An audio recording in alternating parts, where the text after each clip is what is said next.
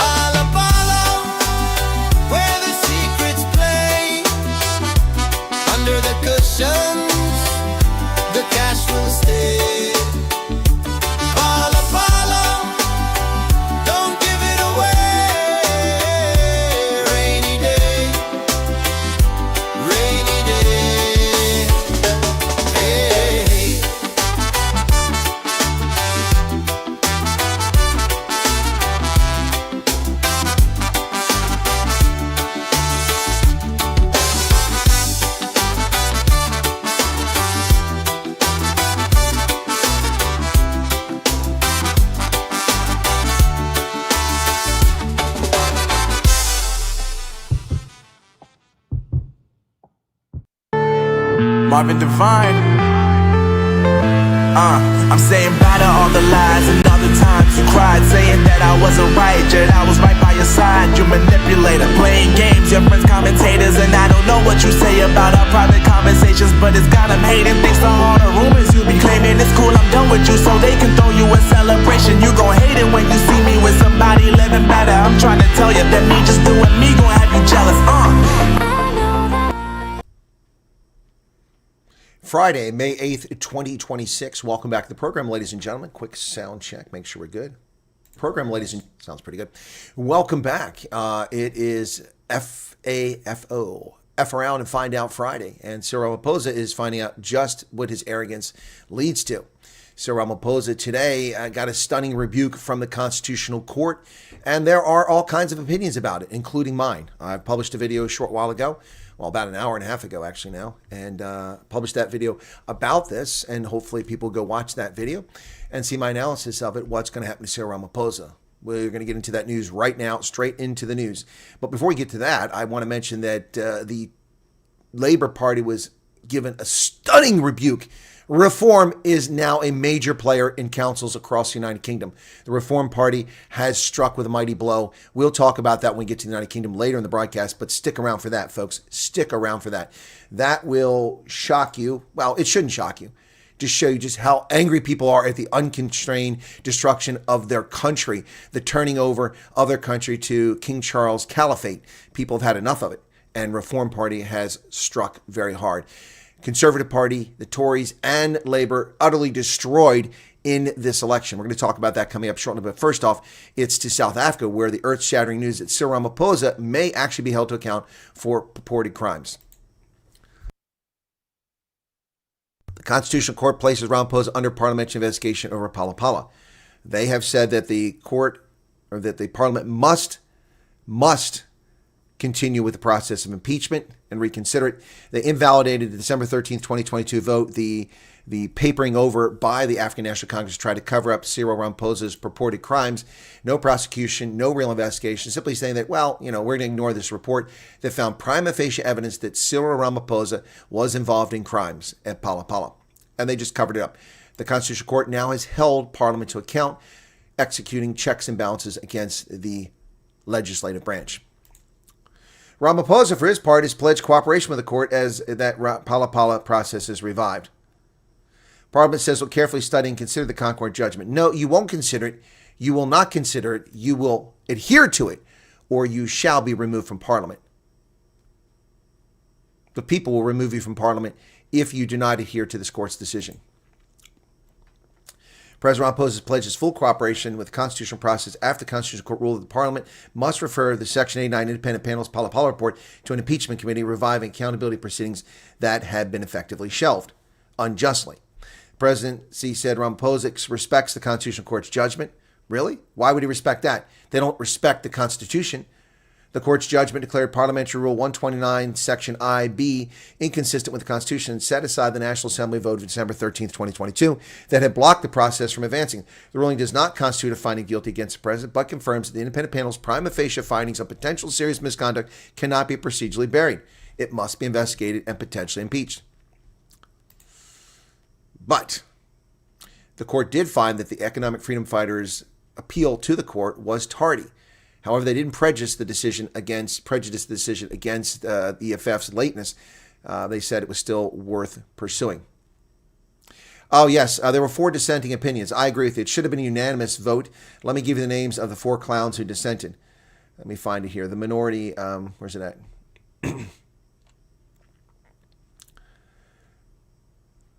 Where the heck's it at? It disappeared on me here.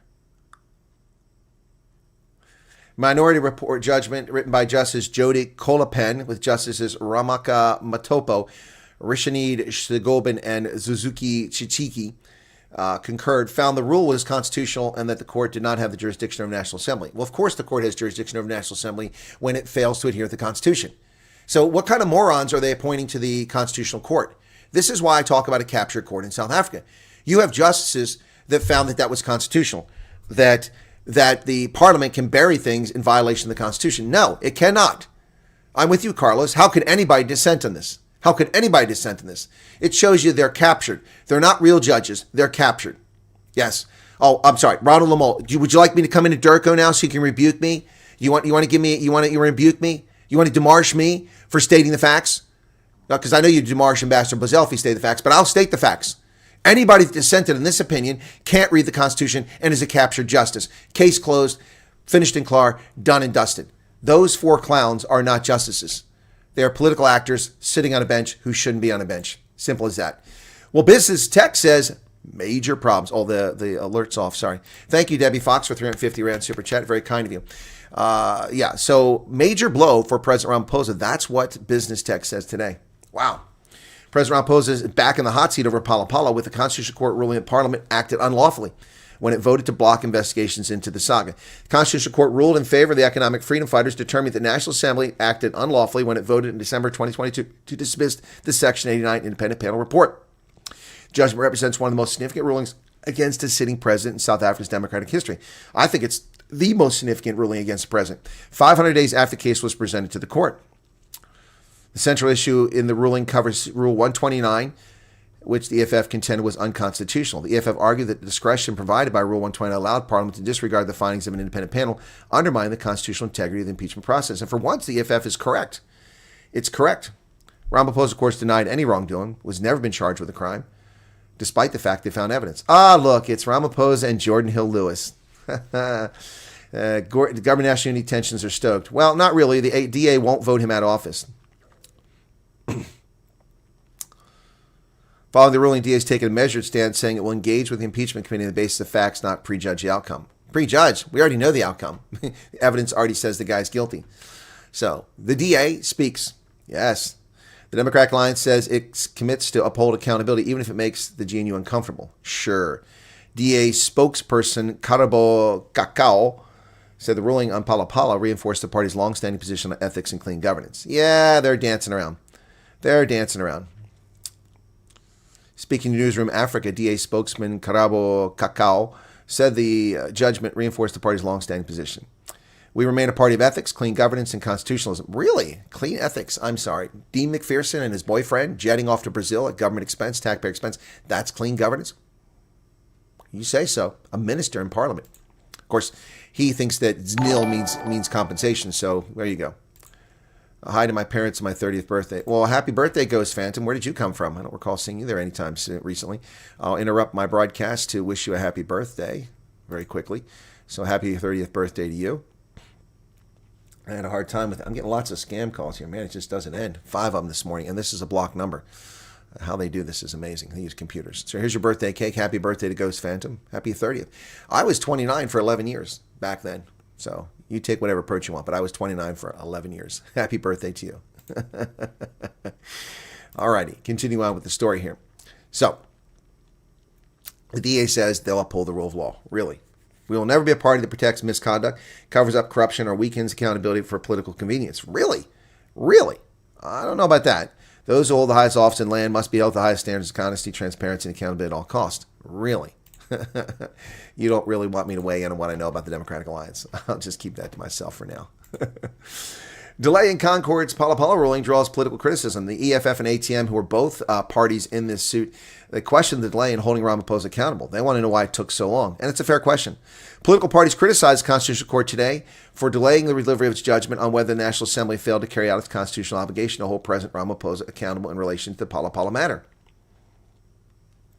EFF Secretary General Marshall Delaney led the charge, saying it was disappointing that it had taken close to 2 years for the court to reach an outcome. It's been a long time. We're disappointed the court can take that long in a case we brought here. Justice delays, justice denied. It's not a small case. It's a case against the sitting president. And for once, the EFF is 100% correct. This is a judgment that should have been rendered within 6 months maximum. 6 months maximum. Well, the EFF gives Speaker Toko Didiza 48 hours to act. Ooh, wow. Adrian Basson from News 24 says Friday's bombshell judgment by the court on Phala Phala has profound implications for the ANC-DA-led coalition. Duh. Wow, how insightful of you.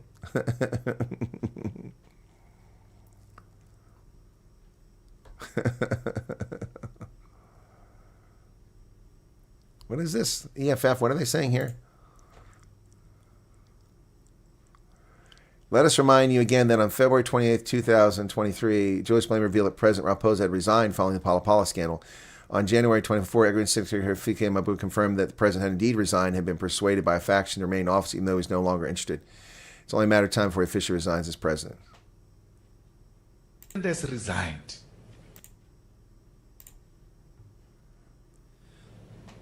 Guys, the president has resigned.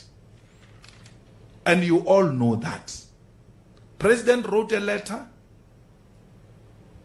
The people who work with him, the people who typed his speech, told me it's done, Chief. We're done. We're just waiting for the time to call a press conference. It's done. Until a faction went to persuade him the same day not to resign. His conscience has concluded that he doesn't have what it takes to be a president. The body might be there. The guy is gone. He wrote, Cyril, if we're to conduct the raid now in his offices or homes, we're going to find a resignation letter. You have a president who's there by body, but the soul is gone. It's not there. Yeah, that from a convicted felon. And you should resign as well, Julius Malema. You're a disgrace to humanity. Race hustling, convicted felon. You should resign. Sitting in the Judicial Services Commission. Yeah, that's true. He did resign, but didn't resign. Of course, he never resigned. He never resigned. Parliament never took his resignation to Parliament. The irony of a convicted felon saying that Ramaphosa should resign. They both should resign, along with Fikile Mabalula, Gwede Mantashe, Paul Mashatile, Zandile Gumeda from the KZN Provincial Legislature, all of them, and then face justice. South Africa's top court reconsiders the case to impeach the president of the country. Nikki, it's not a farm, it's a bank. I like that. That's good. Thank you for the 14 rand. Why does he have so much Vaseline on his face, Pete's party? Because of where his face was just at, up somebody's backside. South African President Cyril Ramaphosa may face renewed political scandal after the country's top court reopened an impeachment proceeding. Well, we'll see how long he lasts. The BBC, South Africa president faces call to resign after court ruling. All right, so I'm going to put this out there now before we continue on so we get a chance for people to answer this while we have a large audience. So start a poll.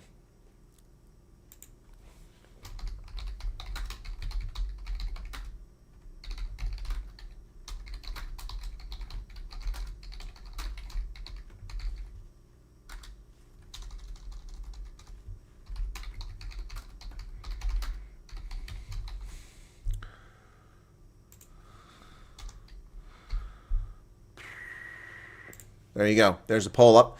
Let's see what you have to say. I'm pretty sure I know the outcome of it. The BBC, international press weighing in on this. They're not talking about other things, but they're talking about Ramaphosa.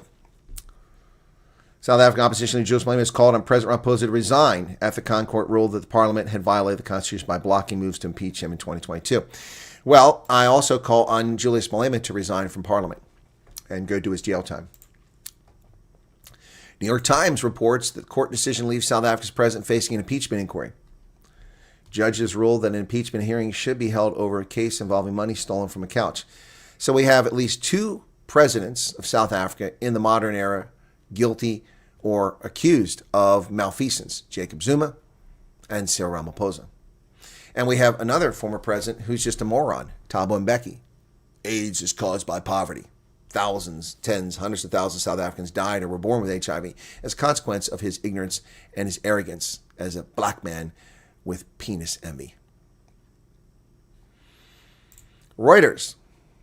The list goes on. South Africa top court revives impeachment process against the president. Notice how they zoom in on only the black justices. South Africa's highest court on Friday revived impeachment proceedings against President Ramaphosa, a scandal in which a large amount of foreign currency, a large amount, $580,000. Why do you say a large amount? Now here they get it wrong. They said it's $4 million in foreign currency, but it was $580,000. Oh, is it really $4 million? It was stolen, but $580,000. So what was it? $580,000? It was $580,000. A large amount. The Independent in the UK. Cyril Ramaphosa faces calls to resign as South African president over Farmgate ruling. Are they calling it Farmgate now? It was never called Farmgate before. Phala Phala. So they want to call it Farmgate. The ruling overturns the 2022 move by Ramaphosa's political party to block the formation of an independent committee. Chief Justice Mandisa Maya goes through the judgment. Wow. So let me ask you this question, folks. The media haven't spent much time talking about Phala Phala since this came up in 2022. Who is the one consistent journalist who almost every day, certainly at least once, 2, 3, 4 times, every single week, raises the issue of Phala Phala?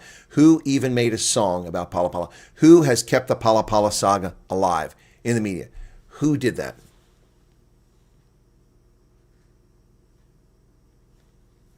I did. I never let go of Phala Phala, and I won't let go until there's conviction. Until there are convictions, I will not let go. This is a disaster.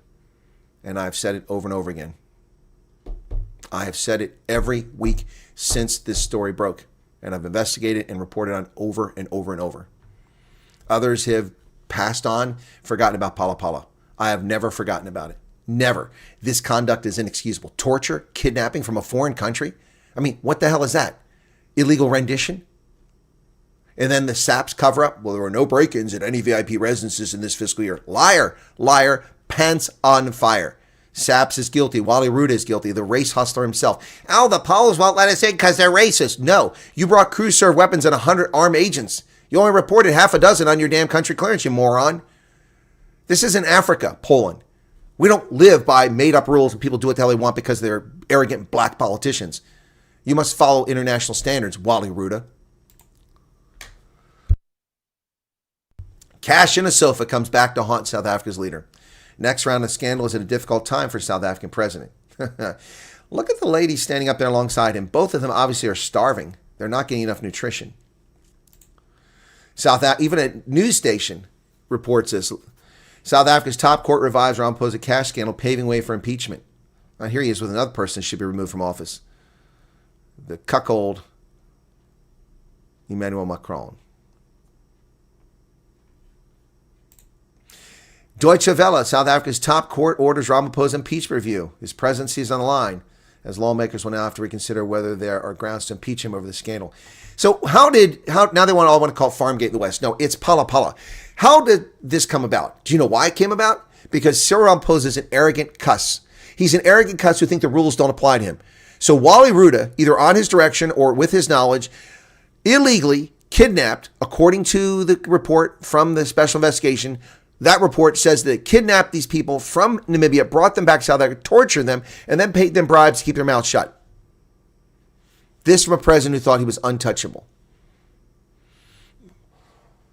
Vaccine apartheid! Vaccine apartheid! President Trump can keep his America. We'll keep our South Africa. Dude, you can keep your prison cell in Pollsmoor. That's what you can keep. Wow. Take your attention from South Africa, where everything was focused on Cyril this morning. Stung by West African rejections, France courts rest of continent at the Kenya summit. Ooh. Wow. The Francophone countries of West Africa are rejecting them. Shorn of its influence as former colonies in West Africa, France will seek to deepen its ties elsewhere on the continent next week in an Africa summit in Nairobi. It's first in an English-speaking country. With a year left in its presidency, Emmanuel Macron is hoping to showcase a renewed partnership with Africa. Monday and Tuesday summit, which will be attended by heads of state, business executive, heads of multilateral banks, follows repeated setbacks for France in former colonies where it has, for decades, wielded influence. A series of coups in the Sahel region since 2020 have brought military officers to power and expelled French troops and invited in Russian mercenaries.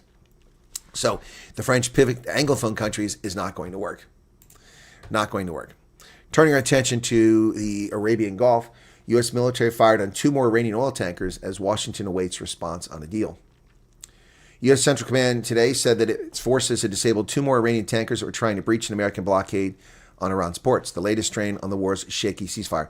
Hours earlier, the U.S. said it thwarted attacks on 3 Navy ships in the Strait of Hormuz and retaliated against Iranian military facilities. Washington, meanwhile, awaits a response from Tehran in negotiations to end the war. Italian Foreign Minister Antonio Tajani said he told U.S. Secretary of State Marco Rubio that Europe needs the United States and vice versa as Rubio wrapped up 2 days of defense spending talks in Italy. Yeah, well, we'll see what goes on there. U.S. says it struck 2 Iran-flagged oil tankers trying to skirt the blockade. U.S. fighter jet disabled both tankers after firing precision missions into their smokestacks. The attack was the latest in a number of military actions this week that have further undermined the U.S.'s tattered ceasefire with Iran. President Trump says the ceasefire is still intact after a burst of violence with Iran.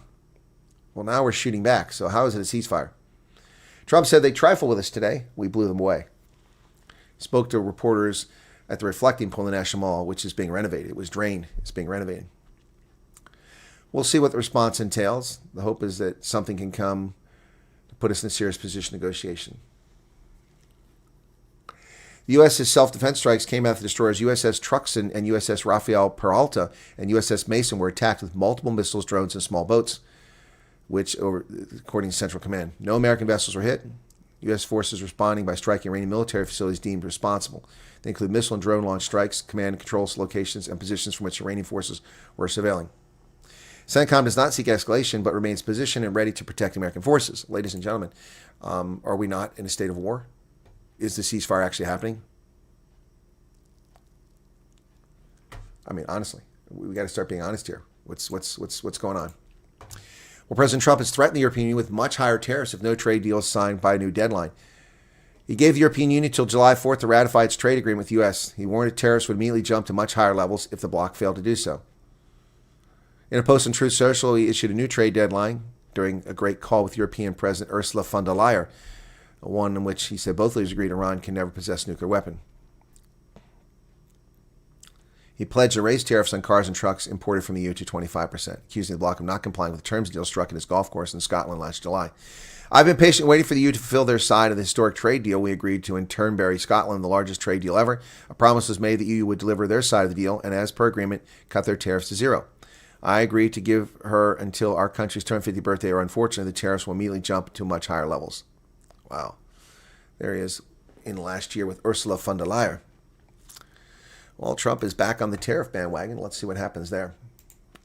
Ladies and gentlemen, Keir Starmer and the Labour Party have been sent a stunning rebuke, as have the Tories. These are 2 parties on the downside. UK local election results point to big losses for Starmer's party, with votes still being tallied. Prime Minister Keir Starmer took responsibility for Labour losing hundreds of municipal seats, but insisted he would not resign. He should resign. He's an idiot. Right-wing populist Reform UK party headed by Nigel Farage posted significant gains in early results from Thursday's local elections as Prime Minister Keir Starmer took responsibility for large Labour Party losses, saying that he would not sugarcoat voters' scathing verdict on his 22 months in office. Results rolling in from thousands of municipal stations in Britain are shattering the grip on political power long held by the country's two major parties and threaten to dramatically undermine Mr. Starmer's leadership just 2 years into a 5-year term. In returns announced before noon, Mr. Farage's party gained more than 400 seats on municipal councils across England, winning seats from the Conservative Party, the Labour Party, and consolidating Reform's status as the dominant party of Britain's political right. Mr. Starmer's Labour Party suffered deep losses as it shed support to the left-wing Green Party, the Liberal Democrats, and to Reform. By midday, Labour had already lost more than 260 council seats, with more defeats expected as ballots were tabulated throughout the day. About 5,000 council seats are being contested in total. Voters have sent a message about the pace of change, how they want their lives improved, Mr. Starmer told reporters. I was elected to meet those challenges. Please. Nigel Farage, an ally of President Trump, declared that Reform had made historic gains and should now be treated as a national party with broad support across Britain. It has just 8 lawmakers in the British Parliament. The next general election does not take place until 2029. It's a big, big day, not just for our party, but for complete reshaping of British politics. Most of the votes still being counted, including contests that will determine the shake-up or make-up of parliaments in Scotland and Wales and the shape of councils and other communities across England. Public opinion polls have for months predicted bad news for Labour. Polls showed Starmer as one of the least popular British leaders in modern history. Labour could lose as many as 2,000 local council seats and relinquish its dominant position in Wales, where it has prevailed in every general election since 1922. Wow. The left-wing Scottish National Party has led the Parliament for almost 20 years, hoping that its long-standing campaign for Scotland to be independent from the United Kingdom will keep it in power. Voters could end Labour's control of the Welsh Parliament, known as the Senedd, for the first time since Wales gained its own political assembly. Wow. Wow. Crazy. Starmer says he will not quit after Labour gets pummeled. The voters have sent a message about the pace of change. There's Nigel Farage, who's very excited. Farage says results marked a historic change in British politics. Labour lost votes to Reform, running an anti-establishment, anti-immigration message, and also to the Green Party, whose popularity has risen under self-described eco-populist leader Zach Polensky. There is the leader of the Conservative Party, the Tories, Kemi Badenoch, who's wildly unpopular with good reason. Scotland and Wales, are they going to go their own way? There's Keir Starmer with his wife Victoria. Starmer's future is under threat indeed. So here you go, folks. This is, as of a couple hours ago, Reform gained 687 seats so far on local councils. Labour lost 416. They lost more seats than they won. But they've only lost 14 councils, despite losing so many seats. The Conservatives lost 3 councils. The Liberal Democrats gained 1. Reform gained 5 councils. And others gained 10 council control. Wow. Despite losing 122 seats. Green Party had 65, but Reform has added 10 times as many seats as the Green Party. Let me see if this has been updated. That was a couple hours ago. Yep, it's up to 87 now. Yep. So it just gained 4 more. And Labour's lost 416 now. Yep. So 680 seats lost by Labour and Conservative. And that's about what Reform has captured. Wow. That's crazy, folks. Crazy. Wow. So here's the actual council results. So Reform is, the Liberal delegates are orange, and Reform is that blue color. So councils of interest, Manchester, Labour dropped to 65%, Reform at 7%, so not much change there. Reform surged in Nuneaton and Bedworth to 39.5%. In Hartlepool, Reform dropped to 41, or raised to 41, excuse me. Labour dropped to 41, so they're tied, dead heat there. In Newcastle under Lyme, Reform surged from nothing to 61%. Wow, look at this. It's crazy. So mayoral race here. Green Party's won a few of these. Parliamentary results. Scottish National Party with 53 seats. Reform with none. They have no presence in Scotland. So the Scottish National Party remains in control there.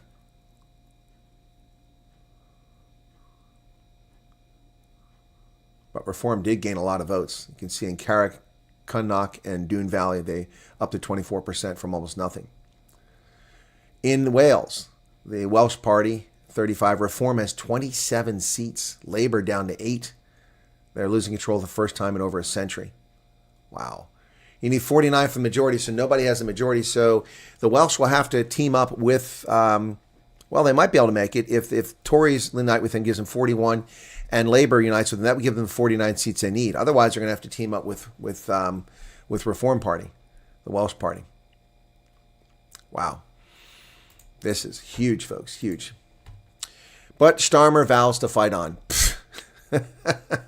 This guy's a dead man walking. Sir Keir dipshit is a dead man walking. They have two-party system has been fractured now. Wow. Here, this story is already old. It said Reform added 414 councils. Now they're up to 687. And it's still going. It's still going. Wow. Wow. A small town in Germany is bracing for the end of U.S. presence. Vilseck, a picturesque Bavarian town of Vilseck, has hosted U.S. forces since the end of World War II and could bear the brunt of President Trump's decision to withdraw at least 5,000 troops. Yep, the 2nd Stryker Cavalry Regiment, the only permanent brigade left in Germany, is based at Rose Barracks in Vilseck. It is expected to go. Yep, that will devastate the local community. There's even what used to be a Mexican restaurant there. The town, beyond the economic impacts, the cultural shock from the news would be profound for a town whose 6,500 inhabitants are outnumbered by U.S. personnel and their families. Although numbers have declined since the height of the Cold War, when as many as, it says 250, but it was 287,000 U.S. troops, as well as tens of thousands of civilian staff and family, up to 1 million were there. Their presence was an enduring reality for generations of West Germans. By the time the Berlin Fall came down in 1989, 60% of all U.S. overseas bases were in Germany, with hundreds of other sites, most in southwestern towns like Vilseck, Little Americas. Only around 35,000 American troops now remain in Germany. And there's the Casa de Brazil steakhouse. U.S. Army soldiers, black soldiers there enjoying it.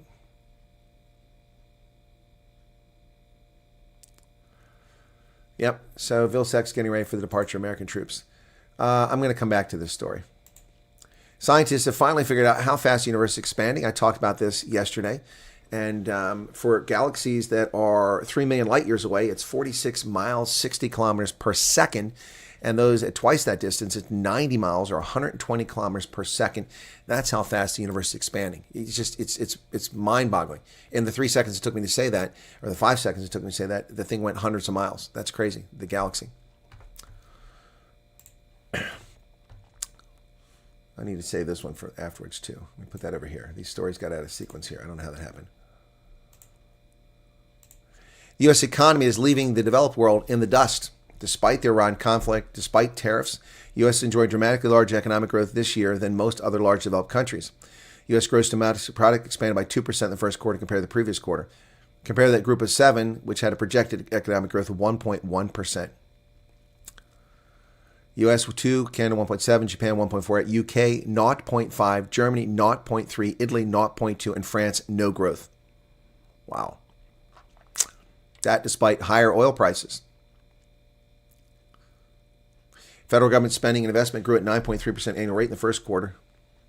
Business investment rocketed by almost 9%, 8.7%. Wow. So our economy is soaring while the Europeans are not. I don't think 2% soaring, but that's what they say. In a huge blow, Democrats, Virginia's Supreme Court has struck down the ballot measure. Decision is a major victory for Republicans, wiping away a measure approved by voters to allow Democrats to gain as many as 4 House seats in the midterms. The Virginia Supreme Court on Friday struck down a measure allowing state Democrats to redraw the district elections, dealing a significant blow to the party's efforts to keep pace with Republicans in a nationwide redistricting battle. The ruling wipes out 4 Democratic-leaning U.S. House seats in Virginia, means Republicans will enter the midterms with a structural advantage from their moves to carve out newly red districts across the country. In the court's 4-3 decision, the majority wrote that Democratic legislators had put a constitutional amendment to allow for a new map before voters in an unprecedented manner that violated the state's constitution, adding this violation irreparably undermines the integrity of the resulting referendum vote and renders it null and void. Ha ha! That's what I said. I told you that Virginia had violated Virginia law and its own constitution and that the courts would decide that. A judge said so, and now the Supreme Court has weighed in and said exactly what I analyzed. State spent $5.2 million to pay for the special election. Outside groups spent $100 million to sway voters. The new map would have been in effect for November midterms, expected to shift the state's congressional split from 6-5 to 10-1 for Democrats. Yep. Virginia law requires amendments to move through 2 General Assembly sessions, one before the House's election last November and one after. Republicans argued the lawmakers had improperly advanced the amendment after early voting had already begun. And they did. They did. So, struck down. Major blow for the Democrats, who are reeling across the country. The United States will begin to revoke passports for thousands of parents who owe child support. Good. Good. U.S. State Department will begin revoking U.S. passports for thousands of parents who owe a significant amount of unpaid child support. The Associated Press said Thursday that the revocations begin Friday and focus on those who owe $100,000 or more. That would apply to 2,700 American passport holders. Then it will be expanded to cover parents who owe more than 2,500. The threshold set by a little-enforced 1996 law. It's not clear on Thursday how many passport holders owe more than 2,500 because Health and Human Services is still collecting data from state agencies to track the figures. Until this week, only those who applied to renew their passports were subject to the penalty. Now they're all going to be subject to it. We are expanding a common sense practice that's been proven effective at getting those who owe child support to pay their debt. Once these parents resolve their debts, they can once again enjoy the privilege of a U.S. passport. Wow. Even before the policy expanded, departments of the program had begun a powerful tool to get parents to pay what they owed. It said that since it began in earnest in 1998, states have collected some $657 million in arrears of child support, including more than $156 million in over 24,000 individual lump sum payments over the past 5 years. Wow. A passport holder who is abroad at the time of revocation will need to visit U.S. Embassy or consulate to obtain an emergency travel document that allows them to return to the United States. Wow. They are not messing around. Deadbeat dads, which is most of this child support, pay up. A small Pennsylvania town. Or is it Wisconsin? Let's take a look and see. Spirit folded. This tiny airport suddenly had 0 flights. A week into his new job, the airport's executive director may have to lay off coworkers he's known for years as he scrambles to find a replacement airline. Mo Haas knew the worst could happen when the county airport announced his promotion with a yellow Spirit Airlines cake. For years, Arnold Palmer Regional Airport had depended on Spirit to run all its flights out of Latrobe, Pennsylvania, a small town an hour east of Pittsburgh. But now the airline was in deep financial trouble. On Saturday, 3 days after he took over, one of his workers texted at 3 a.m. that Spirit had begun an orderly wind down. Every flight was canceled. All of a sudden, the airport was defunct. It's the only airline that flies out of Latrobe. Wow. Latrobe is a rural speck nestled in the Laurel Highlands, but it has had an airport for at least a century. The Longview Flying Field opened in 1924, and by 1939, the airport was so well regarded, Congress chose it as a site for the country's first airmail pickup. It hosted flight schools and hobby pilots. Even before Spirit arrived in 2011, regional airlines like U.S. Air Express and Northwest ferried rural Pennsylvania to Detroit and Chicago. So the Arnold Palmer Airport has no more traffic. This is the impact of the Biden regime's monkeying around with federal antitrust laws to protect their friends in high places. Shame. Shame, shame, shame. But that's the reality. That's what's happened. Folks, if you haven't hit the like button already, please do so now. 222 likes, 343 people currently here. Would appreciate that. How are we doing on the poll? Okay, some people think Ramaphosa shouldn't resign. That's cool. Interesting to see. New York Times runs a story yesterday. It takes half a dozen authors to do it. Let's cover this story. The Trump administration weighs citing emergency to admit more Afrikaners refugees. The move would further solidify the U.S. refugee program as a pipeline for the white minority from South Africa. Except, once again, it's not for the white minority, you retards. My goodness. Zolan Kano Youngs, Hamed Al-Aziz, and Miriam Jordan, you are wrong, once again. President Trump has instituted the most dramatic retrenchment of the country's refugee program in decades. Now the administration considers substantially expanding access for the white South Africans by declaring that an unforeseen emergency that the country warrants more than doubling the number who can enter as refugees, according to multiple people familiar with the matter. The move could bring thousands of additional Afrikaners to the United States on top of the roughly 6,000 who have entered the country so far this year. Trump and his aides have claimed Afrikaners face racial persecution. Assertion is strongly disputed by now under impeachment investigation South African President Cyril Ramaphosa. Use of emergency determination will be a major step in the president's effort to transform a program that for decades amounted to a pathway for those fleeing war, famine, and natural disaster. That's also a lie. See, these people are stupid. It's not just for those people. We have lots of people who fled from the Soviet bloc and came as refugees. So these people don't know what they're talking about. Discussion to expand the program comes despite signs of discontent among some of the Afrikaners who have resettled in the United States. A number of South Africans have complained about the slow pace of receiving benefits and support from the refugee system that has been gutted by Trump, according to a resettlement agency official. A handful have gone back to South Africa struggling. Well, a handful, yeah, 4. That is a handful, not even a full hand. Mr. Trump moved last year to upend the refugee program, effectively prioritize white people. Same time, ministry officials discussed sending Afghan refugees who are seeking entry in the United States to the DRC. The United States let in just 6,069 refugees for fiscal year at the end of April, closely approaching the annual cap. 3 were from Afghanistan. At least they report the truth here. Are they watching my content? Here they say the plan. It says the plane.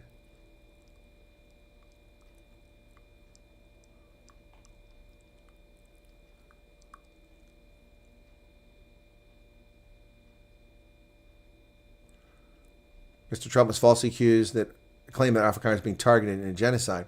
No, he hasn't falsely accused anything or claimed anything.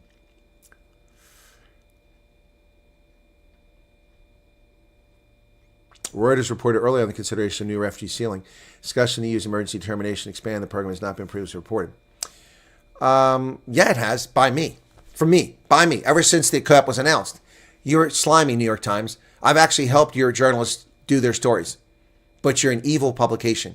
You won't admit that it's been publicly discussed since the cap was announced. I said the cap won't matter. They'll find a way around it. But it's not previously been reported. Yes, I've reported over and over again. You don't like the fact that I don't have my own, crooked, evil media house to publish my crap. I just have to rely on a social media site. But I've been talking about it forever. So you're just liars once again. It's a long story. I'm done with that story. Tired of liars. So here's a little clickbait baby here. You ready for this one? Inside, a MAGA influencer's turn against the right-wing machine. This is the one who is banging Elon Musk, apparently. I don't know why. She is not attractive. Ashley St. Clair, the mother of one of Elon Musk's children, has renounced her life as a pro-Trump provocateur. For a few MAGA influencers were as committed to the digital cause as Ashley St. Clair. The 27-year-old former brand ambassador for the late Charlie Kirk's Turning Point USA published an anti-transgender children's book, appeared primetime on Fox News, and posted selfies from President Trump's Mar-a-Lago estate. On X, where St. Clair has more than 1 million followers, she's become a legend in her own mind. A young conservative woman fighting back against perceived liberal excesses of brain rot, feminism, and the woke agenda. A reputation that swelled last year when she revealed that she had secretly had a child with the platform's multi-billionaire owner, Elon Musk. But in the past few months, St. Clair has become one of the right-wing internet's most scathing and visible critics. Many of Trump's top online cheerleaders are actually just mercenaries of the attention economy, she argues, working to turn political outrage and talking points coordinated with administration officials into paid promotional deals. I think she's pissed off that she's no longer in the loop of those paid promotional deals. What are these paid promotional deals? I don't get them. I'm not involved in that. St. Clair's transformation from a self-described good little foot soldier to MAGA turncoat has unspooled in her new daily monologues to more than 77,000 followers on her TikTok feed, where she applies makeup from her New York apartment and claims to expose the secrets of her former allies and the hidden machinery that made them social media stars. Really? Really? She just wants attention. She just wants money. She wasn't getting it. She disappeared because she was cut out. Her viral criticism has triggered unease across the online right, where some of her ex-compatriots have argued she's a disgruntled attention seeker moving on to her next grift. Naomi Seipt, a far-right German activist and influencer, said on X post that St. Clair is projecting her guilt and bitterness for a decade of selling out onto us. St. Clair contends that she's speaking out of remorse over her former conduct. Oh, sounds like Tucker Carlson. Sounds like Tucker Carlson. She's become one of the most notable defectors from a once unified cohort of MAGA provocateurs. I guess I'm not part of that MAGA crowd because I don't pay any attention to her. I don't even know she exists. Wow. Wow.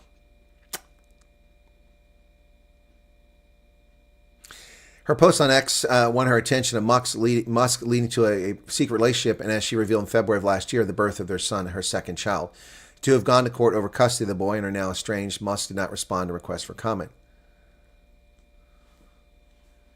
She said, as a prominent right-wing influence, not just your political beliefs, but your social community, your finances, everything is tied to MAGA.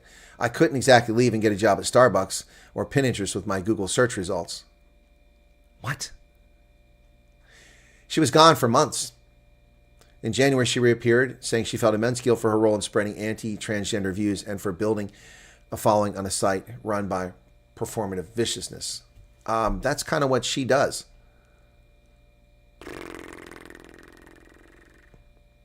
Anyway, Ashley St. Clair. Who cares? See, that's the problem with these nobodies. Got little boobs, tight waist. She doesn't have bleach blonde hair.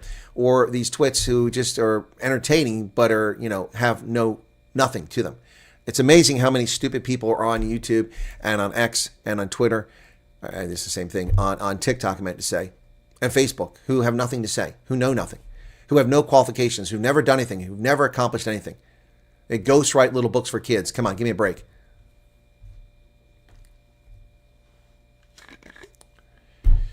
Who cares? Ashley St. Clair. Sorry, don't care.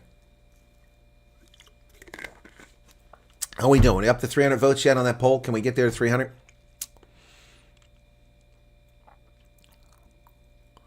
Yes, Meerkat, many other cultural minorities out there aren't even aware the program includes them because of stories like that. It says it's for whites. Chardon Gosselin, thank you for the 14 Rand super sticker. David Attenborough is 100 years old today. Wow, I didn't know that, Carl. Wow.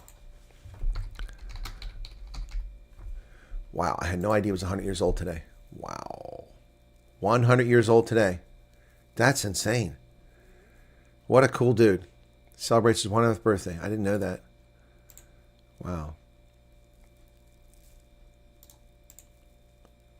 A new wasp is named after him on his 100th birthday. Wow, man. Let's cover this story. Thank you. I didn't know that. Sir David Attenborough, 100 years old today. Wow, I was unaware of that. Thank you for that. Sir David Attenborough is 100 years old today, a birthday fewer than 0.03% of people alive today have celebrated. The beloved English broadcaster and natural historian has attributed his long and healthy life to one key factor: sheer darn luck. Speaking ahead of his birthday 10 years ago, his 90th birthday, he told The Guardian that the reason he remains cognitively and physically able when so many of his loved ones are suffering with age is not Christian virtue, just luck. A roll of genetic dice leaves us all starting the game from different positions, which means that some people are simply more likely to live longer. When Attenborough was born, life expectancy in the UK was 58 years of age. Today it's 79. Some scientists estimate that reaching age of 90 can be explained by 30% genetics, 70% health behaviors such as diet or physical activity.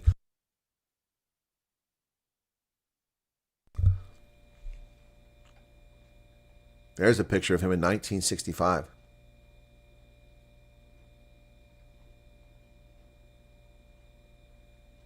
Growing evidence supports the idea that adults over 50, for instance, have a strong sense of purpose in life, tend to be better physical and mental outcomes.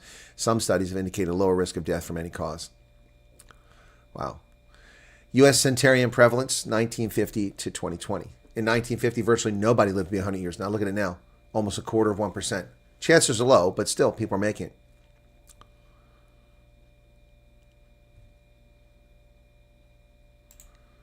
And here's a rare picture of young David Attenborough there.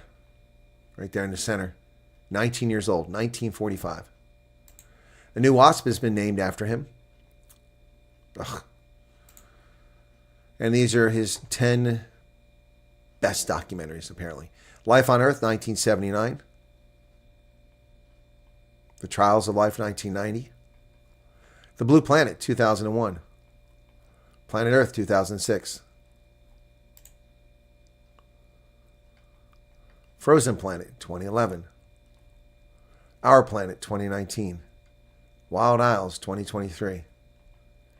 Ocean, 2025. Secret Garden, 2026. And Gorilla Story, 2026. Sir David Attenborough. Wow. Celebrating his 100th birthday. That's amazing. Wow.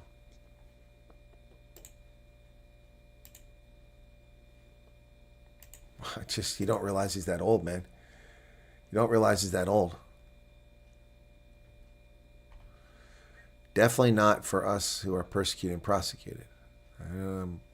Well, I don't know what you're talking about. What's for people who are prosecuted? Criminal trials?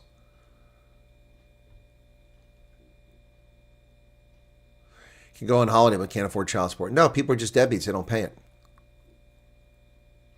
Key Spire's Chocolates is shutting down. Didn't hear that.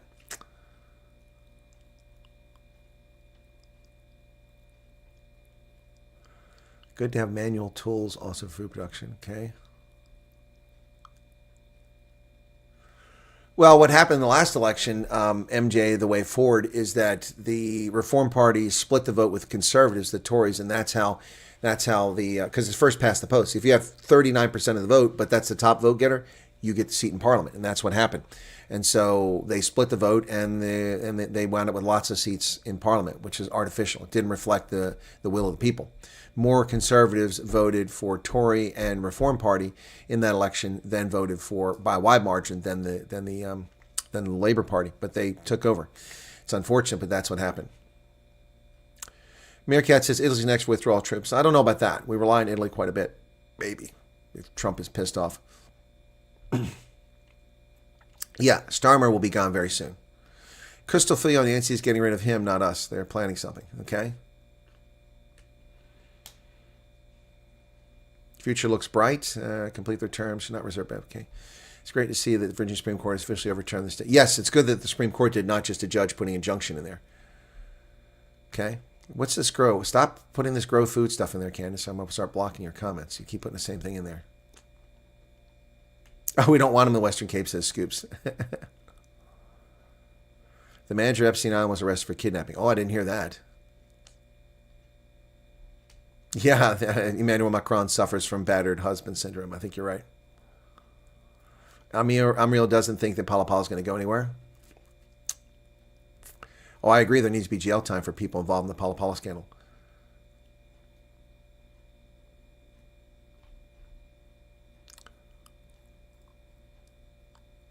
Cranberry was shocked when she actually learned who Nelson Mandela really was. Cover the New York Times article about the U.S. government declaring emergency in South Africa. I don't know what you're talking about. You're talking about the New York Times article I just covered? That there's no emergency. Is that what you're talking about? Using emergency provisions for refugees. I think that's what you're talking about. Okay, we got 300 votes on the poll, so I'm going to end it. And the poll. 95% say the Ramaphosa should resign. Well, I agree. I agree 100% with that conclusion. 100%. Problem is there's really nobody worth having to replace him. But that shouldn't prevent him from resigning. Not at all. Not at all.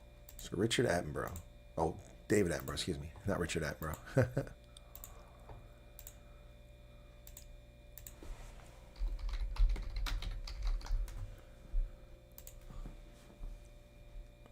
Yeah, Richard Attenborough was 90 when he died. He's been dead for 12 years already. Wow. I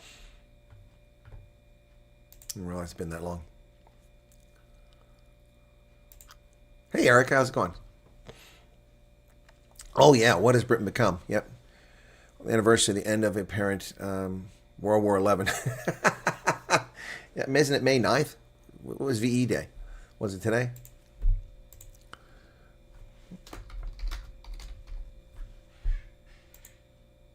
It is the 8th. You're right. It's the 8th. May VE Day. Huh. Wow. Who do I think will replace Ramaphosa if he resigns? Well, hopefully it won't be Paul Mashatile. That guy's even more compromised than Ramaphosa. Yeah. Never seen anybody's hair grow as fast as yours. It must be all those crabs you eat. Yes. Well, they're saying it's May 8th. I thought it was the 9th for some reason, Garrett, but they're saying it's the 8th. VE Day is the 8th of May. May 8th marked the official end. For some reason, in my mind, it was the 9th. I don't know why I thought that. VE Day, the 8th of May.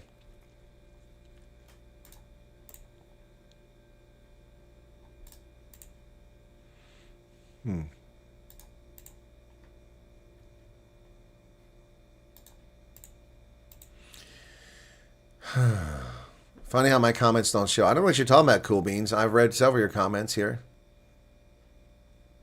Just not reading some of them. You've posted several. What do you tell me your comments aren't showing? Why do you think your comments aren't showing? Vikita Mabalu is sharpening his claws for president's position. Yeah, well, he has no anything. Mother's Day is Sunday. That's correct. My son's master's graduation ceremony at UP is this morning. Sir Attenborough inspired him. Well, that's cool, Crystal.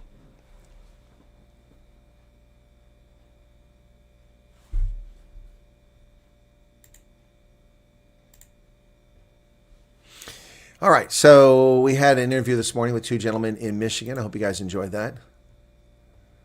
And how is my video doing? Well, not great. Not great. YouTube really does a great job hiding stuff. 6,000. I've lost a subscriber because the Phala Phala video. Give me a break. How could I lose a subscriber on that? 6,000 views. So not great, but okay. How long has it been out there now? Let me see. Out there for 2.5 hours. 6,000 views. Well, the live was unexpected and announced just under the window where people should have got notification on it. So we only had, we've had 1,700 views on it. Okay. So 4 comments. Let me see what the comments are. People being polite. Thank you for that. It's hard to interview guys when you can't see them, you know, and you're just talking like that, especially when there's 2 of them. Difficult to interview 2 people like that. So my interview with Kali Creel, that one has 4,100 views. I gained a few subscribers from it.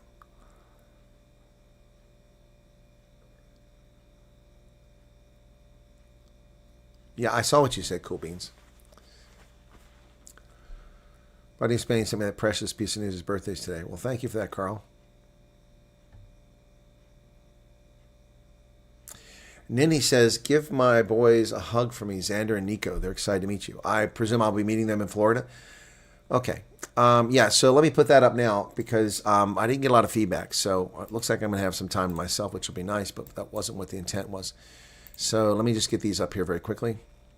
Come on. Oh, this computer. There we go. Okay, so I've got 4 meet and greets now set up. Let me see how this works. Make sure I got it correct. I don't want to... That's not what I want. I want this over here. Okay, so let's go. That was that one.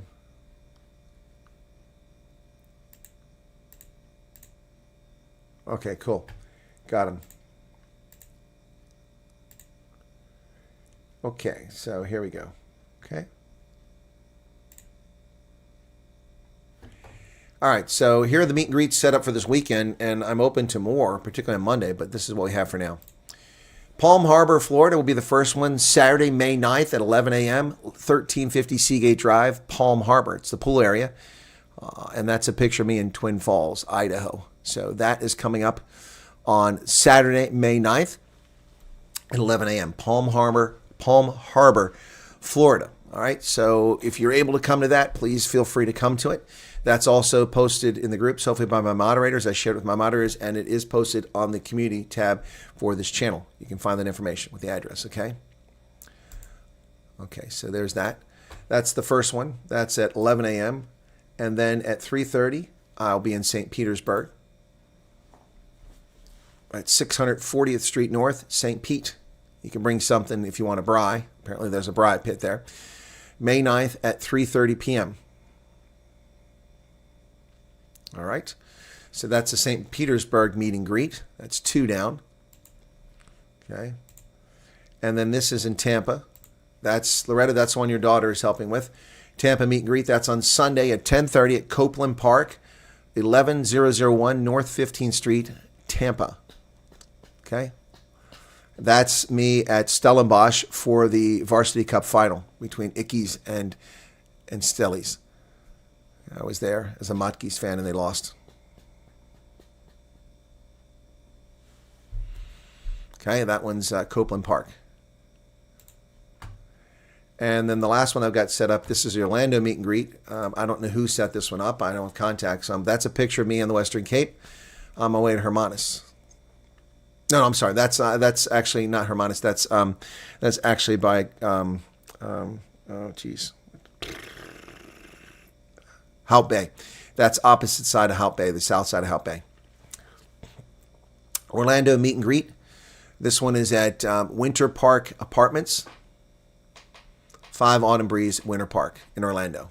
That will be on Sunday at 4 p.m. after I drive back from Tampa.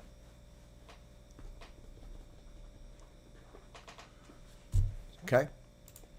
All right, so that's the 4 I've got set up for now. So... yeah, so if you want to attend those, that's the ones I've got set up. If anyone, now there are a couple people I don't know if they'll be able to go to because I'll transport who gave me addresses.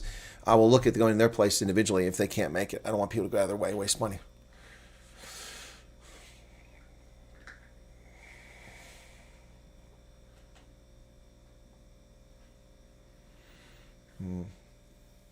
Actually received a reply from RC.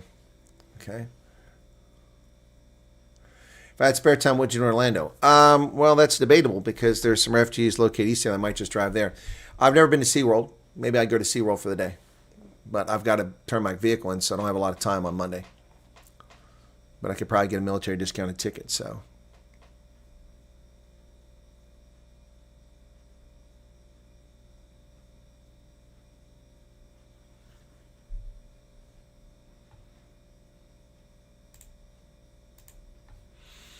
So, what are my favorite places? I've answered that many, many times.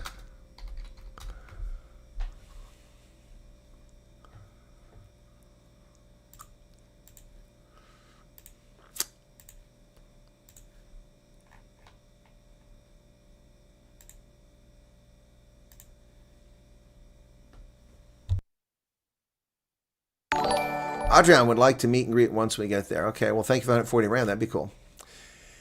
Lucy says, my son's kindergarten teacher reckons that my son needs to see educational psychiatrist just because he outperforms his peers and gets bored with their silly tests. Yikes. Well, thank you, Crystal. She said I look great. You want a song, Sharon? Why do you want a song? Debbie's listed my previous lives, and I've traveled and worked all the world. What's your favorite and worst places? Country fit. Well, Germany was my favorite place in the 1980s, and Austria is second favorite. In the 90s, probably my favorite place to visit in the 90s was, I don't know, tough to say. Tough to say. Maybe Italy, because I lived in Italy. In the aught decade, it was Botswana. In the teens, my favorite place to visit, well, I got to be honest, it was Japan. It was the end of the teens in 2019, but it just rocked. The World Cup was amazing. Absolutely amazing. Yep. So this coming year, I have tickets to the Rugby World Cup in Australia. I've never been there other than landing at the airport in Sydney, so this will be different. So looking forward to that one. So, yep. SeaWorld is awesome. Never been. Ever been. I've been to Disney. It's boring. It's too expensive as well. South Africa's my favorite? No, South Africa's not my favorite. We're advised during interview by officer that an outcome should take 4 to 6 weeks. Otherwise, we should follow up, which is impossible. So, what are you asking? What do you want my opinion on it more? What do you want my opinion on? You made a statement. It's not a question. Yeah, Lucy says now she knows why so many people pull their kids out of school. Yep. Nope, haven't packed. Vehicle's fine. I just had it inspected and worked serviced on, but it's only a 45-minute drive. Although I'm taking the slow way, so it's going to take me over an hour to get back there. Yeah, no, I have not packed. No, my flight is. What time is it this evening? Oh, I already took that off. Where the hell did it go? Must be under here. I printed it off the other day. Come on, where you at?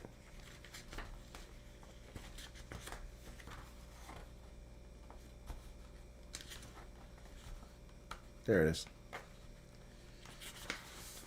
I leave at 8 o'clock tonight, so I don't really have to leave here till after 5, but we'll see. I might leave to avoid traffic, although the way I'm going shouldn't be much traffic. Never been to the airport, so I don't even know where the airport's at. Let me take a look and see. Maps. Maps.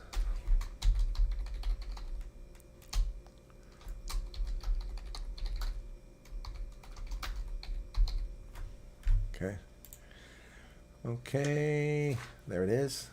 It's a very small airport. Oh, I know where that's at. That's north of town. Okay. Yep, I know that. Yeah, from here, probably take about an hour to get there. It's quicker to go north than go down, but I'll probably go the other way. Maybe I'll just go north and just avoid it, but yeah. Yep. Yep. There's not even a main route to get to the airport. It's a little state route. Gets up to the airport. It's north of town. So I've actually been to that airport before. I just realized that. That's the same airport. Okay.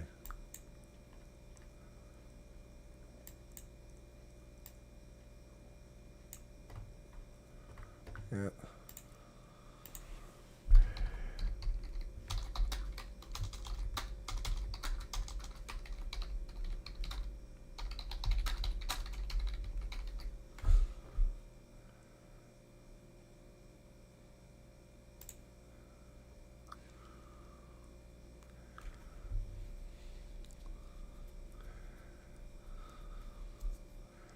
Here's the address. So I'll do that.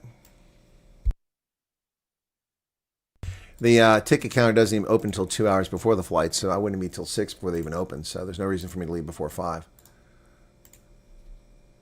I need to put maps here.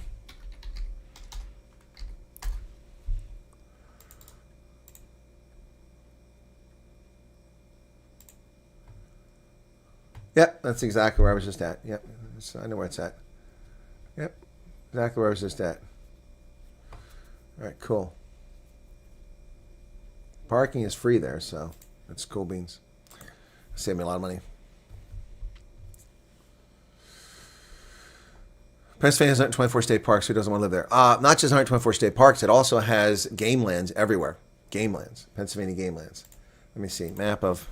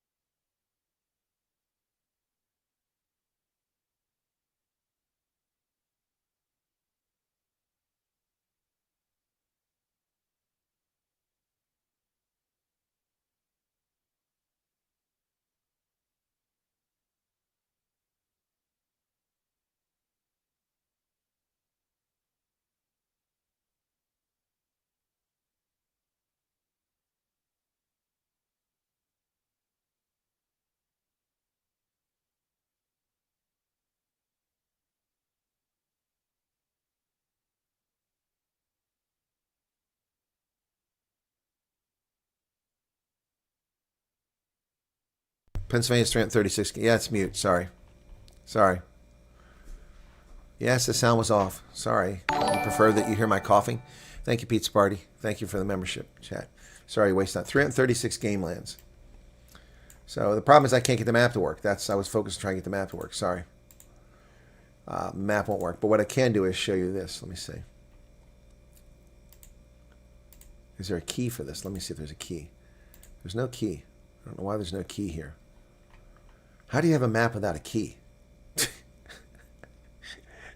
How do you have a map without a key? I don't understand that. Who makes maps without keys? Like we're supposed to know what this stuff means. Is the red the game lands? No, that's not that because there's game lands around here. Anyway. All right, but Pennsylvania State Game Lands is managed by Pennsylvania Game Commission for hunting, trapping, and fishing. These lands, often not usable for farming or development, are donated, purchased. Runs a monthly publication called Pennsylvania Game News. Features updates. Wild animals have been hunted for thousands of years. One is now Pennsylvania, first by the indigenous peoples of America, later by Europeans.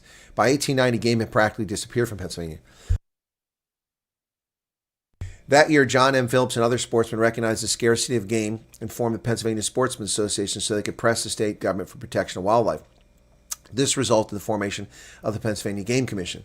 New game laws were enacted in 1897 to protect populations of deer, elk, waterfowl, and game birds. The commission appointed the first game protectors and empowered constables to enforce the new laws. Let me see. In 1906, alone 14 protectors were shot at and 3 were killed. 1905, Governor Samuel Pennypacker authorized the commission to establish game preserves and state forests to protect deer, wild turkey, grouse, woodcock, and other animals. The first was on 2,000 acres in Clinton County. By 1913, the Act of the General Assembly passed by resident hunters license law. The commission began to charge $1 for each hunting license, which provided funding to purchase additional lands for hunting. The Commonwealth had 20 game preserves, but the game population was still extremely low, so Pennsylvania restocked the game lands with game from other states and Canada. Today, the Game Commission has set aside 1.5 million acres, 610,000 hectares, as state game lands. Yep. Wow. So here in York County, there are 5 game lands. There's one that's not in Airville. One in Dillsburg, that's 1,160 acres. One in Wellsville, that's 1,500 acres. One in Holtwood, 563 acres. In Airville, another one for 788 acres. So that's in York County, Pennsylvania. 360 plus of these things. Yep. Wow. That's pretty crazy. Anyway, lots and lots and lots of game lands here. Oh, you get withdrawal if you get muted. Sorry about that. Finished all interviews, medicals, everything was approved. Now very quiet. What now? You have to wait. Sorry, Hester, you have to wait. That's what happens now. You have to wait until they get their act together and call you.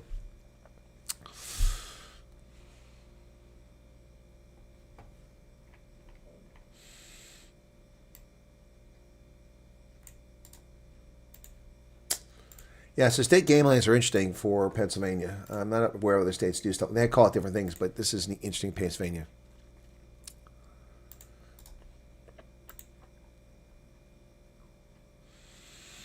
Yep, so unfortunately you do have to wait.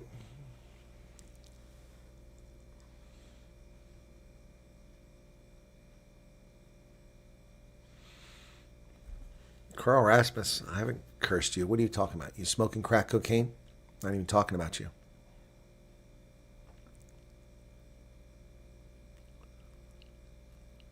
'20 February, no word since then.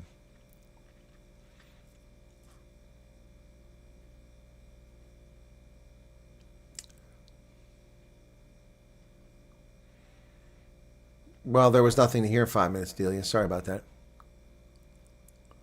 Repeat everything? No, I was just saying that the maps weren't, I couldn't find a map. Yep. Crystal said she could hear me. She was probably behind in the chat. He went deaf.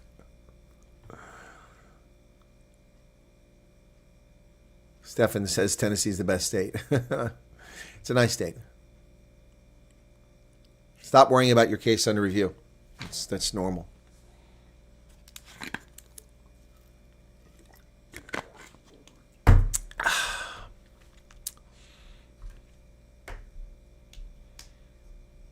What's your opinion as to whether that is the case or should have some damn patience?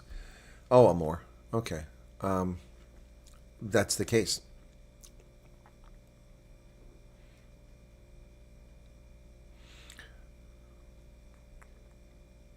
You want my opinion?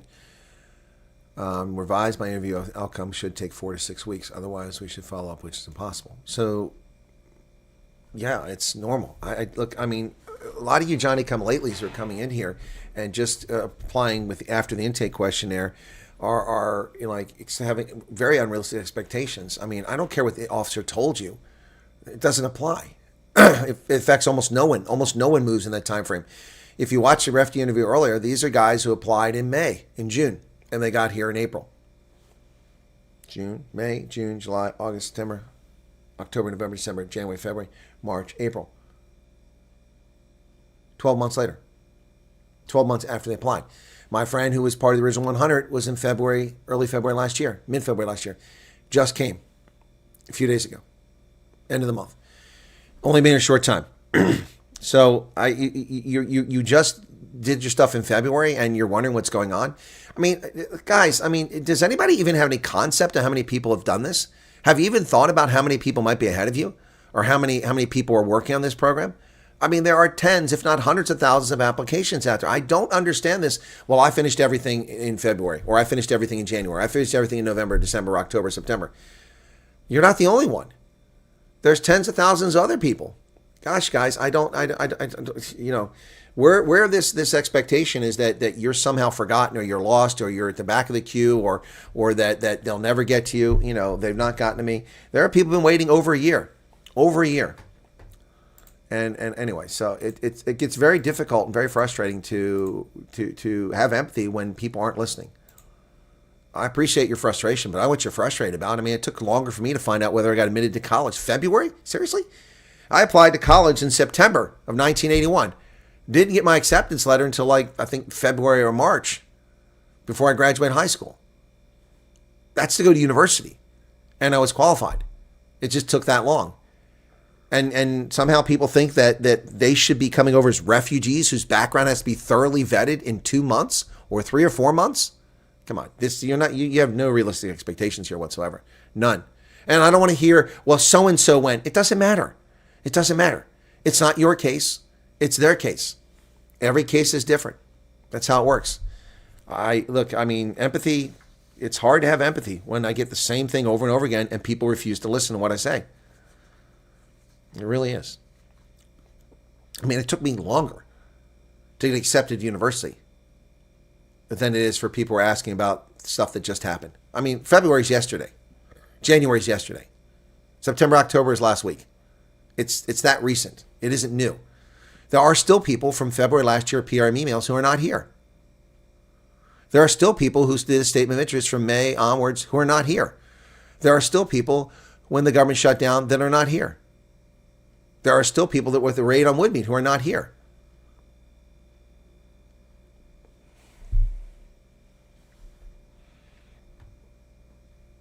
Frankly, this refugee program is just becoming a pain in the ass. It really is. It really is becoming a pain in the ass because people don't listen. You don't get anything from the South African government in 2 or 3 months. If you want to flee to another country and live in a tent city and have U.S. government come there to Namibia and process you there all in one place, then maybe you get a more realistic timeline. But even that takes 18 months.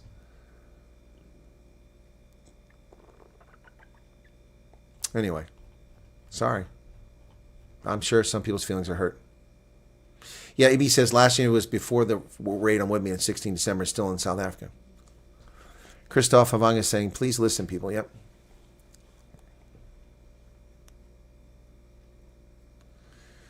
Shih Tzu, how's it going?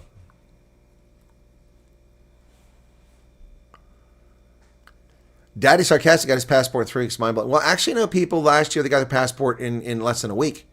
Not many, but a few. It depends where you go. It depends on the Home Affairs Office. It all depends on the Home Affairs Office, guys. Yep. All depends on the Home Affairs Office.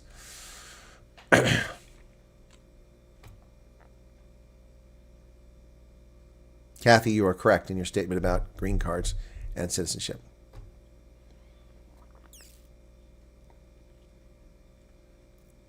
Cultural orientation, 2 families still waiting for flight bookings, ours included. So, Neanderthal, what you're saying is you did a cultural orientation yesterday, and there were other folks there, and all but 2 families don't have flights booked, correct? So everyone that was there already had a flight booked. Okay. Best guess how many applied, Christoph? I have no idea. I know that 70,000 names were turned over, but that they really didn't mean anything by the Southampton Chamber of Commerce. I do know that in late May of last year, the only public statement we've had on this was from Marco Rubio, the Secretary of State, in late May, before Memorial Day last year, after the program had opened up with the statement of interest. He had said after 2 weeks they had over 70,000 applications. So from May 12th until about May 25th or something like that, or 24th, within less than 2 weeks, they already had 70,000 statements of interest last year. 70,000. That's the only public statements ever been made about this. The State Department's never acknowledged how many. Homeland Security, no one has ever said. The Trump administration never said. We've made speculation, we've made analysis based on extrapolating the number of people in a per family average, yada, yada, yada. And we're talking maybe 250,000 people, but people isn't the issue. Cases are the issue. How many cases were there? Well, 70,000 according to Marco Rubio within 2 weeks of this starting last year. And look at all the people that have popped up in here since November, December, who are suddenly discovering the program is also for coloreds, it's also for Indians, and it's also for black people who also suffer racial persecution.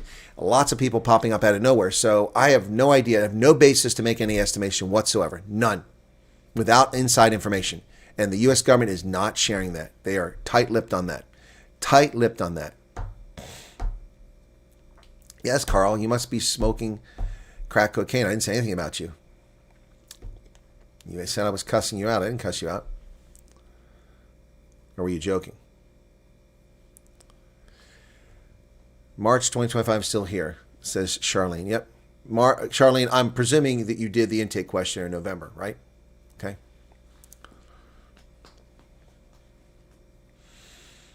Passport depends on the person behind the counter. Charles, his took 11 months. Someone he knew, it took 10 days. Same place, exactly. Atmospheric, thank you for membership.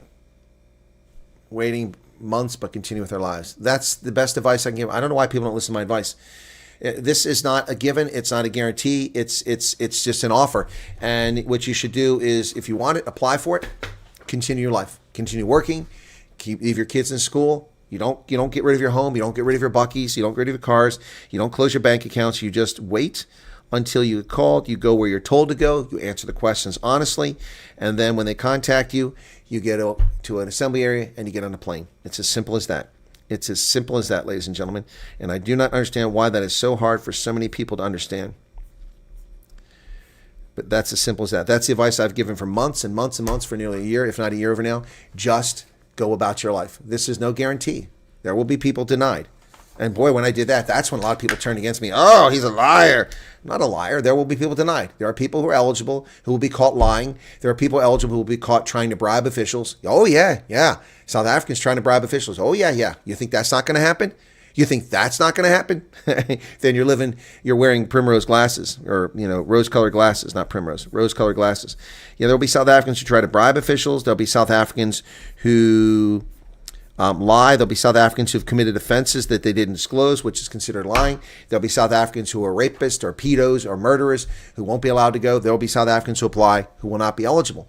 They'll be denied because they're not eligible. Simple as that, folks. Simple as that. Simple as that. And that's just how it's going to be. Who sent me Loretta. Okay, Loretta, you're not showing up at the top of my list. There it is. It'll be funny what you sent me. Oh, trust the process. Yeah, I saw that photograph. That's the one.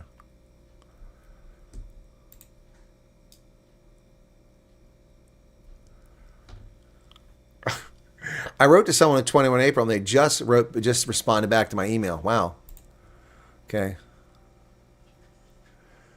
Yep. Wow. That's interesting.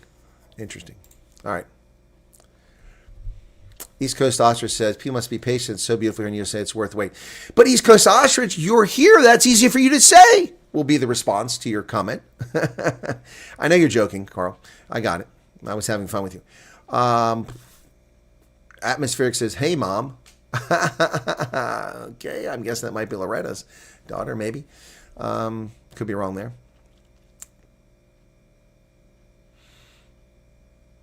South Africans are programmed to try and bribe. Yeah, no, there will be people who make themselves ineligible. There will be people who disclosed everything, but they have a complicated background. They served in the police. They served in the military. They worked in politics, So a lot of people were atmospheric listening as wise. That's not Ruth, is it? Anyway, am I discovering a secret here? Anyway, facilitator did say some stuff making us quite happy, but realistically, I'd give it 2 weeks. Okay. Is that Ruth? Yes. So it's not Loretta's mom. It must be Ruth. Okay. Aha! Hey Ruth, how you doing? How you doing? You got any Sharks jerseys for me? I need to use them for wallpaper or to clean my floors. Sharks suck. You even see a Khaleesi admits the Sharks suck. I didn't know you were always here, Ruth. Thanks. Anyway. Oh, my goodness. I can imagine youngsters gets vetted faster because they don't have a long history of research. Well, possibly, Meerkat, but also depends on how things fall on an investigator's desk and, where it goes. I mean, you can't just, it's a fair assumption to make, but it doesn't necessarily bear out to the truth. You're going to stop watching. Good to see you again. Hope we'll meet soon. God, well, okay. All right, Strata Technologies, how's it going? Leave the Sharks alone. Got all the Sharks defenders out there. Leave the Sharks alone. Come on, man. Come on, what you talking about? Leave the Sharks alone. They suck. Sorry. They do. They do. No, come on. Okay, here, look, I'll give you a little something for the Sharks, okay? Come on. I'll do something for you guys, you Shark fans. People wanted music earlier. Okay, this is for the Shark fans.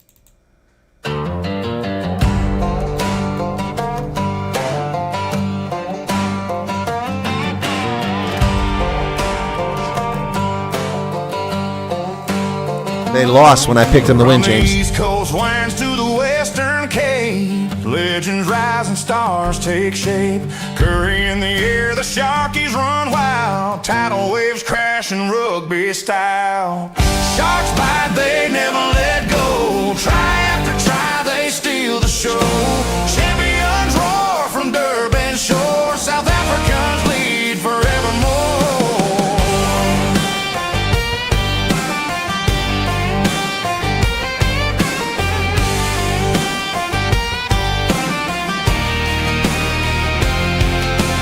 Bismarck's grit, even steel, Pepsi's Phala, colonial zeal, Khaleesi's storms, Jenny builds, legends carved in rugby fields. Super Rugby Challenge Cup, URC, they're climbing up. Sharks bite, they never let go. Try after try, they steal the show. Champions roar from Durban shore. South Africans lead forevermore.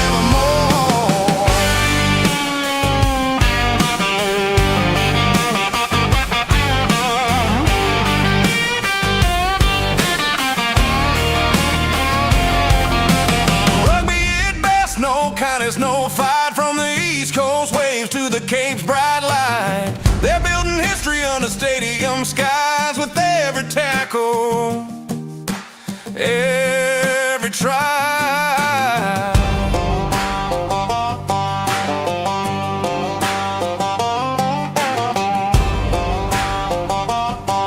Sharks bite.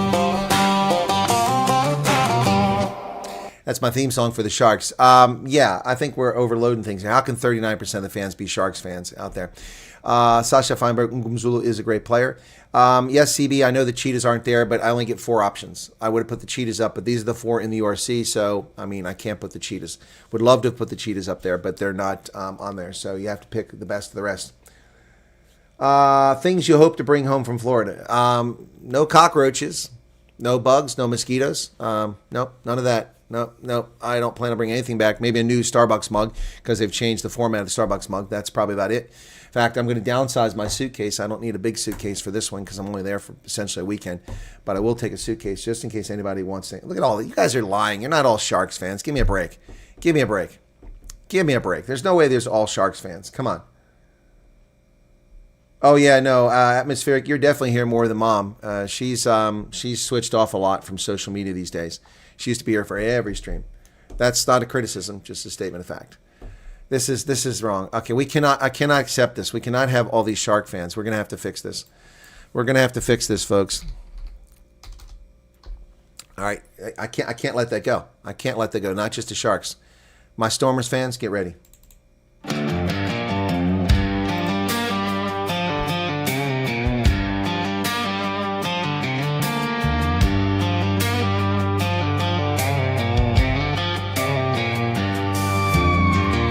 from the mother city where the mountains rise,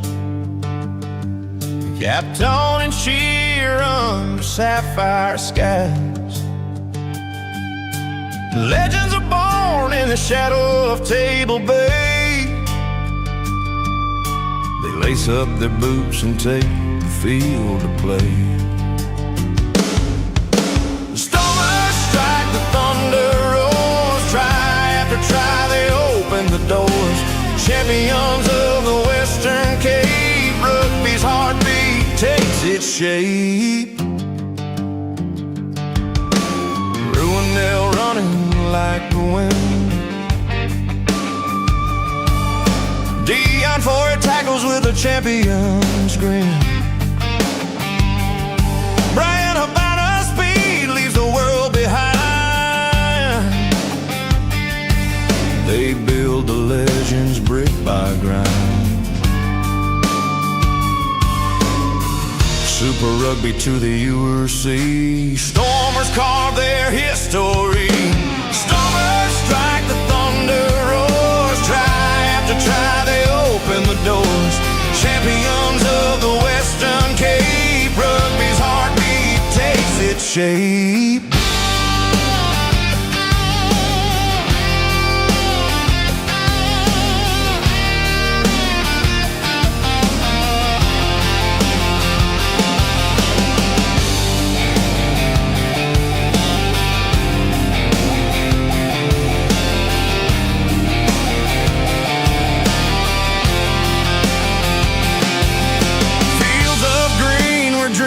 Ignite.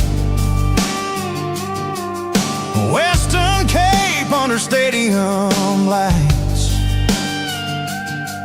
South Africans lead with heart and trade. Rugby kings with their skills displayed.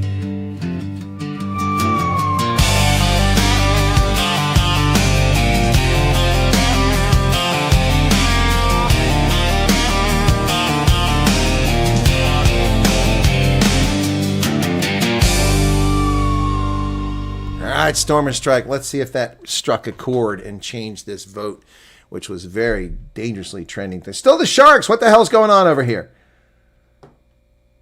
What? No. We can't have that. Come on. Where are you Province fans at, man? Wake up. Come on. We can't let this slide. The Sharks win a poll? They couldn't win games this year, and they're going to win the poll? Oh, come on, man. That's just wrong. How come none of you show up for my Sharks games then? All these Sharks supporters. I do the Sharks games. I get like 100 people watch total. I do a Bulls game, 1,000 people watch. I do a Stormers game, 2,000 people watch. Yes, Atmospheric. I'm sure you thought the first song was better. Oh my goodness. Come on, where are you Stormers fans at? I Gary Teichman supporters. Yeah. I think I've been absent lately, hoping my new program will help sort that. Okay. You have dinner at 4:30. That sucks. Soft spots for Cheetahs. I'm with you, Christoph. Yep.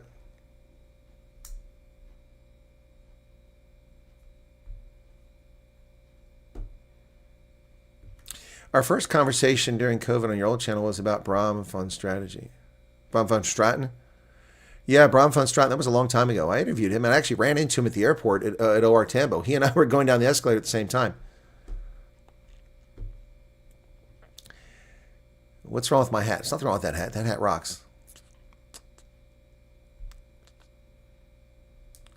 What do I think about the idea of my two kids joining the Army? Joining the Army? Typos are killing you guys. I don't have any problem with that as long as they're qualified. Debbie's calling for the Bulls fans. Okay. Carl says, I have the talent to marry the right tune to the wrong lyrics. Carl is trying to be the Matthew Dixon of the channel. It's not working out too well for him, though. Flanagans. Don't know Flanagans. Belito. Okay, that's fair, Haley. Sharks fan, Belito. The poll is surprising. I'm shocked at 38%. Almost 100. That's crazy. What's going on here? Poor Lions are bringing up the rear. That's a shame. Willy-nilly, I've answered that question so many times. Come on. What is the difference under review and on hold? Well, documents are requested means that they've asked for documents. Cases are on hold, they're editing something or they're adjudicating something. Under review means they're adjudicating. It's just a question of terminology. Stop looking at the portal. It's not your friend. The Bulls are vegans. Golden Curry Cup days. Lions were on fire back then. Okay. Loretta says Sharks jersey is only good for washing your car. Ouch. Ouch. Oh, my goodness. AC, with my service in SANDF, no, it won't be a disqualifier in SANDF. No, it won't. No, covered that thousands of times too. No, military service is not a disqualifier. If you're involved in human rights abuses, you committed war crimes, yes, you're disqualified. But if you didn't do those things, military service was conscription. It was obligatory. It's not like you had any say over it. Now you're just mean, what have us Sharks ever done to you? Well, every time I pick them to win in Super Brew, they lose. That's what they've done to me. And they've stolen all my Stormers. Sia Khaleesi, Eben Etzebeth. Come on, man. 7 1/8, I think it is. There's a 7 1/4. Let me see. No, it's a 7 3/8. This one, but it's a little large. 7 1/8 is my norm, but I had longer hair when I bought that. So, Randy says Lions fans used to be a minority. They look good this year. I'm feeling really good about the playoffs for the Lions, but they got 2 really tough games coming up, and I won't be covering them because I'll be on the road. So, I have to get to Tampa, so I can't cover the game. In fact, let me see what time those games are on. I'll probably put it on my mobile phone. Let me see. Flow Rugby. Okay, let's see what the schedule is for this weekend. Today is May 8th. Oh, the Stormers play 2:45 today. Oh, I can actually watch that game. Damn it. I didn't realize that. Well, I'm not going to call the game because I got to leave. Okay. I could have called that game today. I thought it was tomorrow. Ulster versus the Stormers. Well, damn it. I screwed that one up, didn't I? Maybe it's not too late. It's an hour from now. Maybe I'll do it, but that gives me an hour to pack. If I pack in an hour and get ready in an hour, then I'll set up the Stormers game, and it'll be short notice. Otherwise, I'll just watch it. Tomorrow, the Bulls are on versus Zebra at 7:45 in the morning. That one, I'll watch him in the car as I drive down the road off my mobile phone. So I'll listen to it. I won't really watch it. And then the Sharks are on at 10. So I won't. The Sharks at 10. I have to be at the meet and greet 11. So maybe I'll watch part of that before I get to the meet and greet. Damn it! I messed up with the Stormers. They're actually today. Son of a gun. Oh my goodness. Okay. So. Okay. So let me save that also.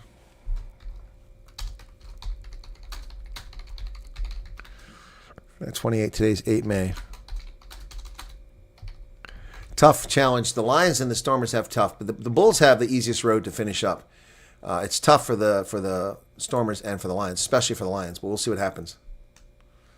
There's a apartheid in the house when the Sharks and Bulls play, says Sharon. Atmosphere says you can have Sia. No, we don't want him back now. He's past his prime. He's past it. We don't want him anymore. We don't want him anymore. You can keep him. But we'll take back Eben Etzebeth.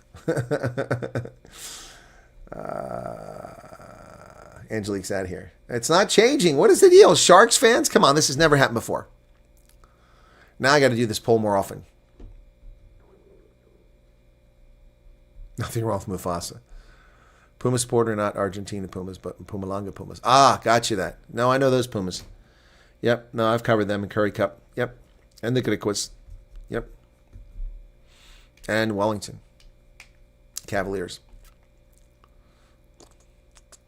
All right, I'm going to end the poll. And unfortunately, it looks like the Bulls have surged ahead of the Stormers. Now we're third. What's going on here? Where are my Province fans at? Shame on you all. You're all sleeping tonight. Well, atmospheric, you win. The Sharks won the poll. I'm crestfallen. Absolutely crestfallen. Why is that poll not showing up over here?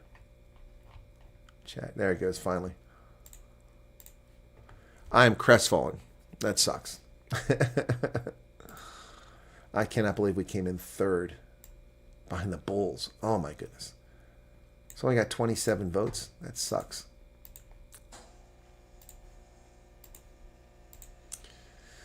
All right. Heidi says, see you now. What does that mean? Oh, you mean for the rugby? Okay. Look at Sharon. She's all excited. Vodka model. It's okay, Vodka. Province. All right. thumbs. Good job. Yeah, Erica, you're split between the two, but I understand if you support the Sharks. You spend a lot more time on that side. MJ says only voted because he was born in Durban.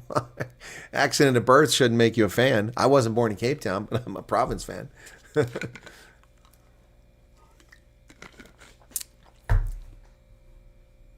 Those guitars, awesome. Singing about the Sharks team, not so much. Bye, Kathy.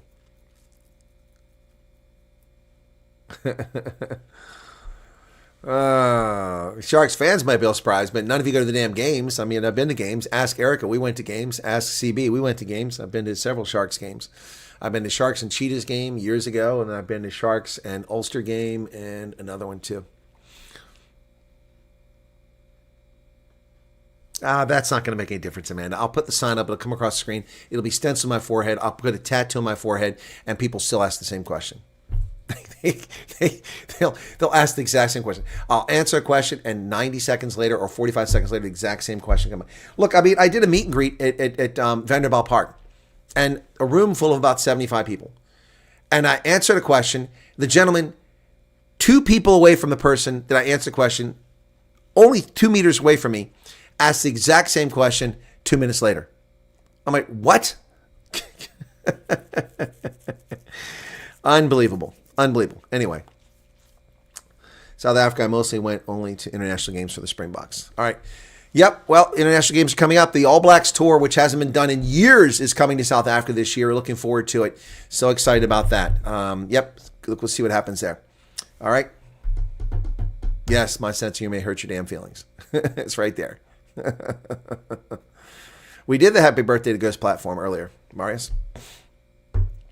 Okay. With sunny Western Cape, so Stormers fans probably out partying. Could be. It was cold last few days.